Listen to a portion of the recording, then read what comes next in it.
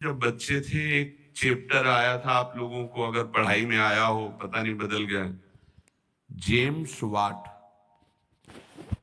एक James Watt नाम का बालक जिसको निकम्मा समझा जाता था घर में, वो एक दिन बैठा था, देखा कि एक बटलोई चढ़ी थी और उसके ऊपर ढक्कन रखा था, नीचे से भाप ऐसे करके ढक्कन को उठा देती। उसने फिर वजन रखा, फिर भाप बनी और उठा दी, फिर वजन और बढ़ा के रखा, वजन बढ़ाता गया, भाप उसको उठाती गई। उसी ने इंजन की रचना की थी, जेम्स वाट। आप इसका भाव समझ पा रहे हैं हम क्यों उदाहरण दे रहे हैं? जब आपके अंदर अग्नि पैदा हो रही है, जलन पैदा हो रही, तो आपके जीवन को भगवान की तरफ ले जाने वाले पावर को उठाए, जागृत कर रही। तुम विचलित होकर उसे विषय भोगों से पुनः शांत कर देते हो। उसे शांत नहीं करना, उसको और बढ़ाना है। आग को जितनी बढ़ जाएगी उतनी जोर से अध्यात्म की तरफ आप चलोगे। उल्टा मत चलो, उल्टा मत सोचो। ये आग समन का अवसर नहीं, आग बढ़ने का अवसर है। आग बढ़ने दो, वही तेजस्वी बनाकर तुम्हें अध्यात्म की ऊंचाई पर चढ़ा देगी। उस बात से अनुभव किया कि भाप में कितनी ताकत है। अगर ये भाप मिले तो बहुत बड़ा कार्य चल सकता। तो वही कोयला झोंककर भाप पैदा करके इंजन के द्वारा ट्रेन निकलवा दी, और उसको सब निकम्मा समझते थे। बस वो विचार, ये चिंतन का विषय। हमारे अंदर जो आग पैदा हो रही, कामाग्नि, क्रोधाग्नि, लोभाग्नि, उसे हम सह रहे हैं।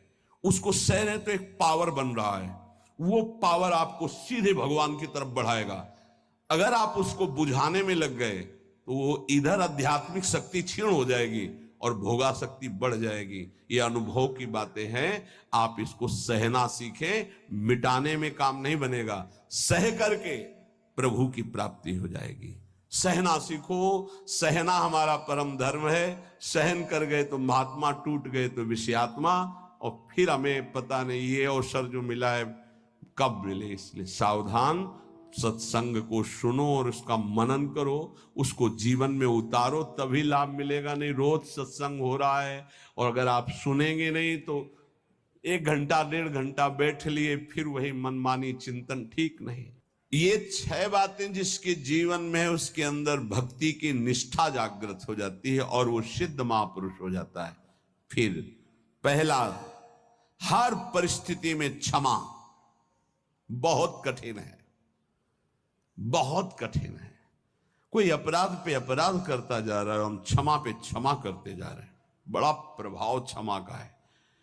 आप तो क्षमा कर रहे हो, उसका परिवर्तन शुरू हो जाएगा। क्षमा में इतना बड़ा बल है कि जो अपराध कर रहा है उसका परिवर्तन हो जाएगा। क्षमाशील ही परिवर्तन कर सकता है। क्रोध करने वाला या दंड देने वाला महान नहीं माना जाता, क्षमाशील महान माना जाता है।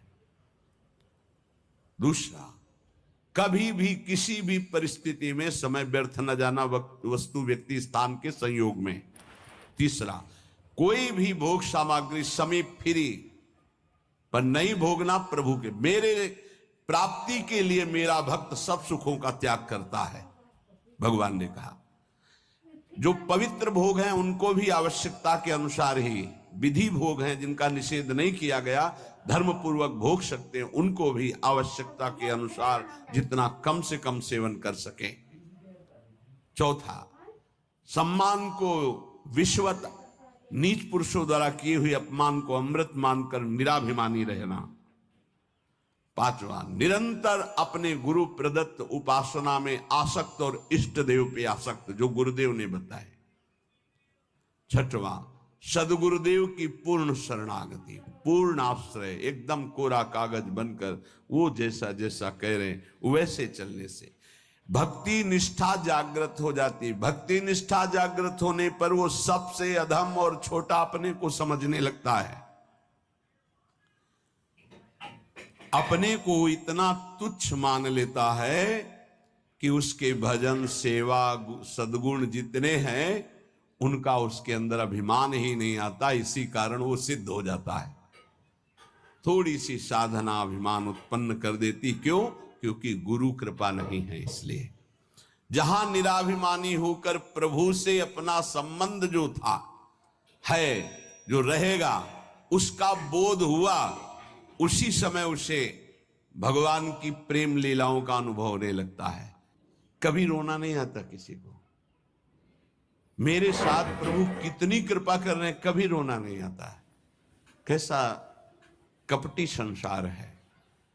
गुरुदेव अपनी महिमा से उतर करके, नीचे उतर करके हमारे जैसे बनकर हमसे संभाषण करते हैं, हमें प्यार दुलार शासन करते हैं। कभी एकांत में किसी को गुरु के प्रति रोना आया? मोटे मोटे आंसू सामने गिरते देखते हैं अपनी वासना की पूर्ति के लिए, अपने मन की शांति के लिए, हमारे मन को सुख मिले, बस। कभी ये रोते कि अहो कृपालु करुणा में आपका कैसा स्वभाव है, हे स्वामिनी आपका कैसा स्वभाव है? कभी ऐसा नहीं। विश्वामित्र जी भगवान के प्रति शिष्य भाव किया तो भगवान शिष्य बन गए। अगर थोड़ा भी विलंब पुष्प लाने में हुआ तो भगवान डर रहे थे कि गुरुदेव की संध्या पूजा में विघ्न न हो जाए, गुरुदेव की जो सेवा में थोड़ा भी समय लगा तो डर गए भगवान। शिष्य भाव, जैसा भगवान के प्रति भाव करोगे वैसा ही भगवान आपके सामने आ जाएंगे। अनंत ब्रह्मांड भगवान ने ही अपने आप से ही रचा है। कितना विलक्षण भजन का प्रभाव होता है कि अनंत ब्रह्मांडों का स्वामी आप जो भाव, अगर आप भगवान को भोग रूप में चाहेंगे तो भोग रूप में भी आ जाएंगे। ऐसा ही बड़े कृपालु हैं। जिस रूप में आप चाहेंगे भगवान आ जाएंगे। आप आज भी जो कामना करते हैं ना, मेरे भगवान ही आपकी पत्नी बने हुए हैं, पुत्र बने हुए, आपका परिवार बने हुए, आप पहचान नहीं पा रहे हैं। जो हम कामना करते हैं ना कि आज ये, तो भगवान वही बनकर आ जाते हैं, वही पदार्थ बनकर आ जाते हैं, वही व्यक्ति बनकर आ जाते हैं, वही वस्तु बनकर आ जाते हैं। यद्यपि भगवान ही है, दूसरा कोई नहीं है। वही अपने आप को प्रकट किए हैं। उपनिषद में आता है एकाकी न रमते। खेलने की इच्छा हुई तो दूसरा कोई हो तो खेले, तो अपने आप को इतने रूपों में खेल में फैला दिया। एकाकी न रमते। भगवान ने अपने एकोहम बहुश्यामा, मैं ही बहुत रूपों में हो जाऊं, और वो अपने आप से अपने आप में खेल रहे हैं। 3 खेल हो रहे हैं यहां प्रगट में। एक हो रहा है सृष्टि का सृजन बराबर चल रहा है, सृजन भी बराबर चल रहा है, पालन भी बराबर चल रहा है, संहार भी बराबर चल रहा है। सृजन होता जाता है, पालन होता जाता है, संहार होता जाता है, सृजन होता जाता है, पालन होता, संहार, ये बराबर लीला चल रही है। किसका सृजन? अपने आप से अपने आप का सृजन। किसका पालन? अपने आप से अपने आप का पालन। और किसका संहार? अपने आप से अपने आप के ऊपर संहार लीला। किसी और की नहीं है, वही है। आप भी वही हैं, पर नहीं समझ पा रहे। भगवान ने कहा यथा तथा, अर्थात मुझे जैसे बसता मैं वैसे, ये यथा माम प्रपद्यन्ते तास तथैव, यथा तथा। भाव और लगन, जिस तरह की आपकी लगन है और जिस तरह का भाव है वैसे ही भगवान अनुभव में आते हैं। जब आप घोर विषय चिंतन करते हैं तो भगवान विषय रूप में आ जाते हैं। गाढ़ चिंतन विषय का तो विषय रूप में आ जाते हैं। सलाह दे देंगे आपको, देखो ये विषय जो मैं ही हूं, इसको प्राप्त करना है तो ऐसे चलो, ऐसे प्राप्त करो। वो भले आप निषिद्ध चिंतन कर रहे हैं, जब ज्यादा हठ करेंगे तो आपको वही सलाह देने लगेगा हित। आप ऐसा करो, ऐसे से ऐसा कर लो, ऐसे से ऐसा कर लो।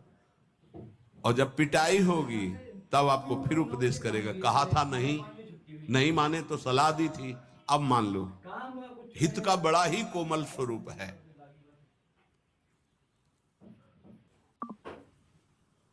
यदि आप भाव से लगन से प्रभु की तरफ चले तो उधर से प्रभु चल पड़ते हैं, और आपकी चाल और प्रभु की चाल में बड़ा अंतर है।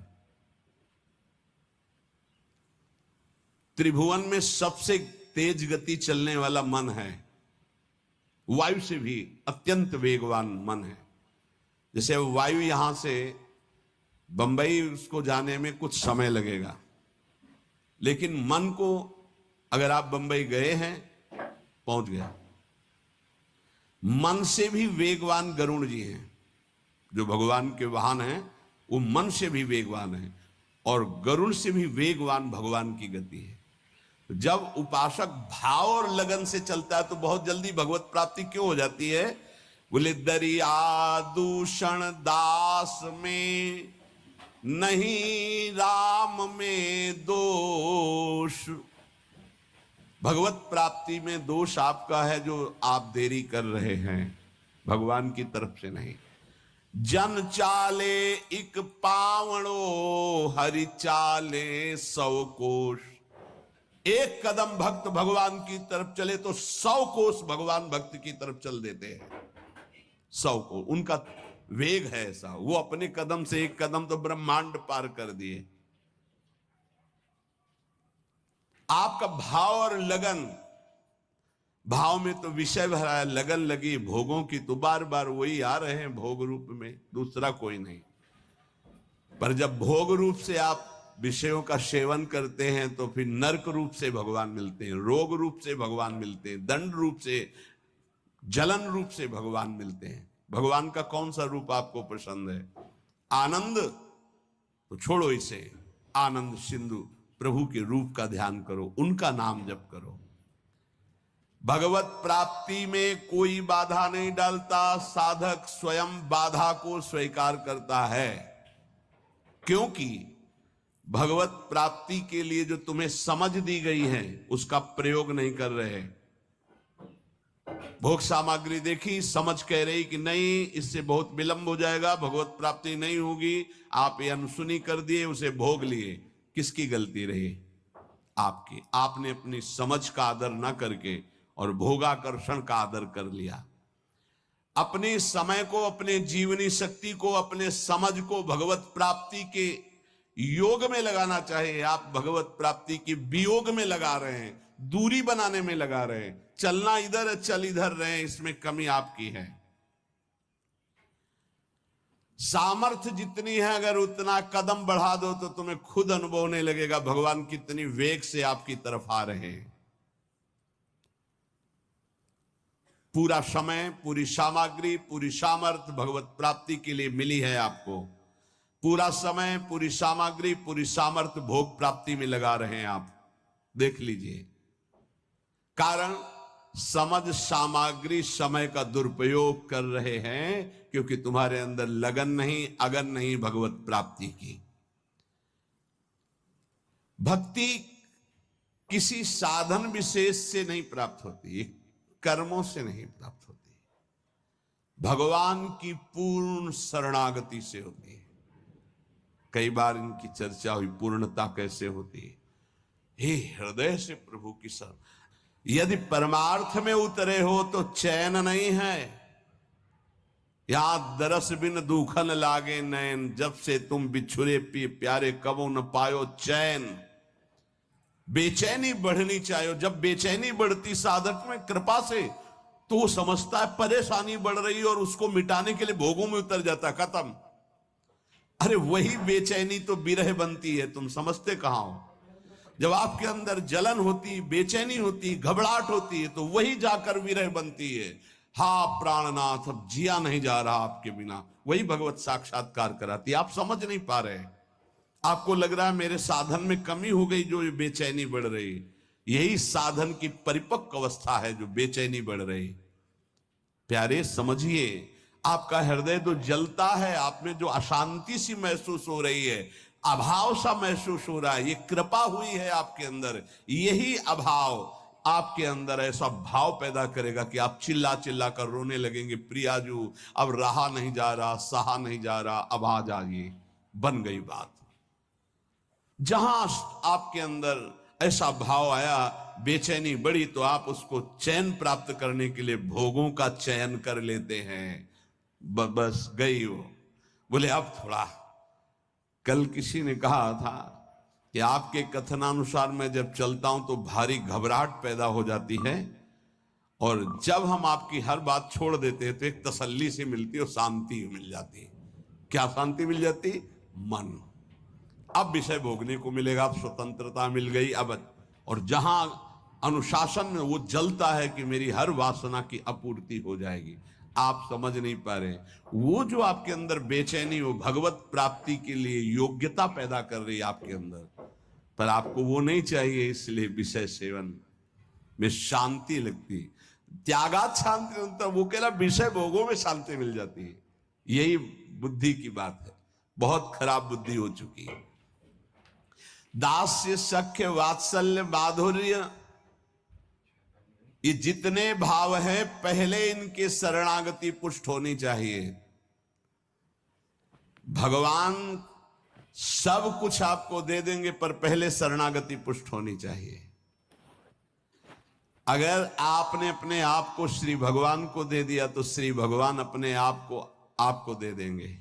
सौदा बहुत सस्ता है। हमने अपने आप को तो भोगों में दे रखा है।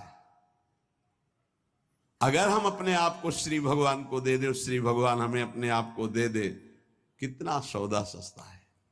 अगर शरणागति पक्की हो गई तो भगवान त्रुटियों की तरफ नहीं देखते। राहत न प्रभु चित चूक किए की, करत सुरत 100 बार ही की। प्रभु उसके हृदय की बात देखते कि मेरा शरणागत हो गया, सैकड़ों त्रुटि हो जाए तो भी ध्यान नहीं देते। कितनी कृपा है। जैसे पीछे आपने सुना था कि भगवान कह रहे हैं मेरे जन्म कर्म को दिव्य मानने वाला पुनर्जन्म को प्राप्त नहीं होता, ऐसे ही मैं प्रभु का हूं, प्रभु मेरे, उसका पुनर्जन्म नहीं होगा। शरणागति का शुद्ध स्वरूप।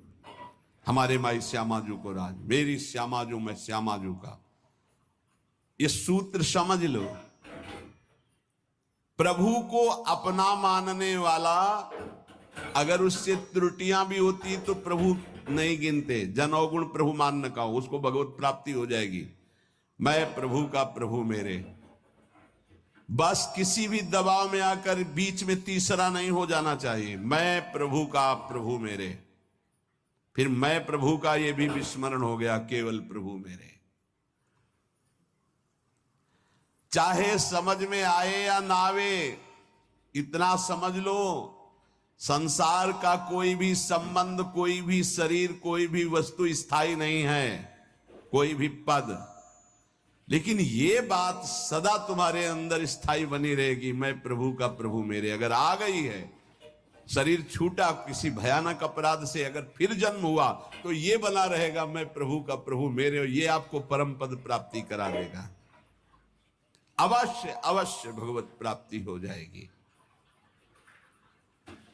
तो अगर भगवान से कोई दुश्मनी कर ले तो उसे भगवत प्राप्ति हो जाएगी। द्वेष कर ले तो भगवत प्राप्ति हो जाएगी, क्योंकि प्रभु से ही तो जुड़ा है वो। भगवान को गाली दे, अपमान करे, नास्तिकता, बिल्कुल भगवान से बैर माने, उसे भगवत प्राप्ति हो जाएगी। यहां की जैसा कहा कि जैसे भक्त भजता है मैं वैसे भजता हूं, तो वो वैर से भजेगा तो वैर से ही सही, पर भगवत प्राप्ति तो हो जाएगी ना। बोले नहीं, भगवान ने एक शब्द कहा है, ये यथा माम प्रपद्यन्ते। प्रपद्यन्ते माने शरणागति।